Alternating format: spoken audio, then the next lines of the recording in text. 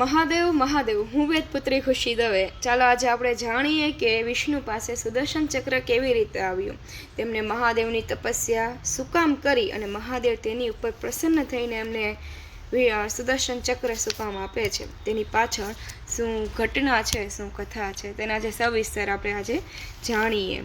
એક સમયની વાત છે, દાનવો ખૂબ જ બળવાન થઈ ગયા અને એના લીધે તે દેવો ઉપર અત્યાચાર ગુજારવા લાગ્યા છે.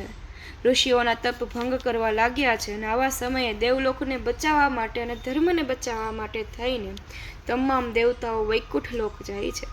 વિષ્ણુની આરાધના પૂજા કરીને વિષ્ણુને કહે છે કે નાથ, અમારી રક્ષા કરો, અમને બચાવો, અમને કહો કે અમે ક્યાં જઈએ, અમે શું કરીએ.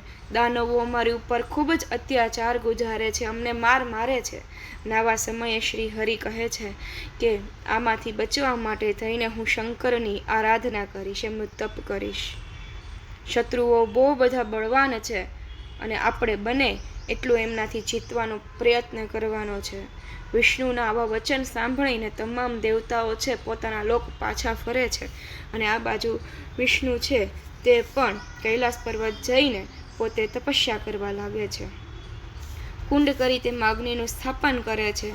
પાર્થિવ વિધાનથી નાના નાના પ્રકારના મંત્રો તથા અનેક સ્ત્રોતોથી શંકરને સેવવા લાગે છે. ભગવાન પાસે આસન બાંધીને તે બેસી જાય છે. મહાદેવ પ્રસન્ન ના થાય ત્યાં સુધી હું બનતી તમામ કોશિશ કરીશ, હું તપ કરીશ એવો નિશ્ચય કરે છે. માનસરોવરમાંથી લાવેલા કમળોથી તે મહાદેવનું પૂજન કરે છે, છતાં પણ મહાદેવ પ્રસન્ન નથી થતા. ત્યારે વિષ્ણુ વિચાર કરે છે કે બહુ બધી પ્રકારથી મેં ભક્તિ કરી લીધી, કષ્ટરૂપી મેં તપ પણ કર્યું, છતાં મહાદેવ પ્રસન્ન નથી થતા. તો હવે હું સહસ્ત્ર જે મહાદેવના નામ છે તે લઈને હું એમને એક એક કમળ અર્પણ કરીશ અને આવી કઠિન જે છે તે તપ કરવાનું નક્કી કરે છે. હવે આ વખતે મહાદેવ છે તે વિષ્ણુની ભક્તિની પરીક્ષા લેવા માટે એમાંથી એક કમળ છે ને તેને છુપાવી લે છે, તેનું હરણ કરી લે છે. શિવની આવી જે અદ્ભુત લીલા છે, આવી જે ઇન્દ્રજાલ છે, તેને વિષ્ણુ જાણી નથી શકતા, પારખી નથી શકતા. અને વિષ્ણુ છે તે દ્રઢ સંકલ્પ લઈને બેસે છે. એટલા માટે વિષ્ણુ સહસ્ત્ર નામ બોલીને એક એક કમળ મહાદેવને અર્પણ કરવાનું શરૂ કરે છે. એક કમળ ઓછું થાય છે, તે જાણે છે. હવે સંખ્યા પૂરી કરવા માટે થઈને તે પોતાનું જે નેત્ર કમળ છે ને એ કાઢવા લાગે છે અને તરત જ મહાદેવ પ્રસન્ન થાય છે.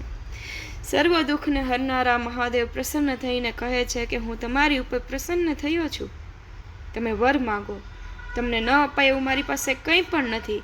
આવા મહાદેવના વચન સાંભળીને હર્ષ પામેલા વિષ્ણુ કહે છે કે હે સદાશિવ, તમારી પાસે હું શું યાચના કરું, કેમ કે તમે તો અંતર્યામી રૂપે સર્વના હૃદયમાં વ્યાપ્ત છો, રહેલા છો, વસેલા છો.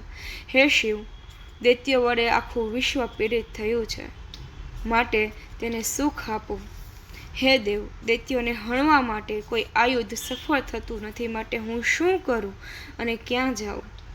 તમારા શરણે હું આવ્યો છું એમ કહીને તે પરમાત્મા મહાદેવને નમન કરે છે. આ બાજુ મહાદેવ છે તે વિષ્ણુનો નમસ્કાર સ્વીકાર કરે છે. અસુરોથી ત્રાસ પામેલા વિષ્ણુ છે તે શિવની આગળ આવીને ઊભા રહે છે.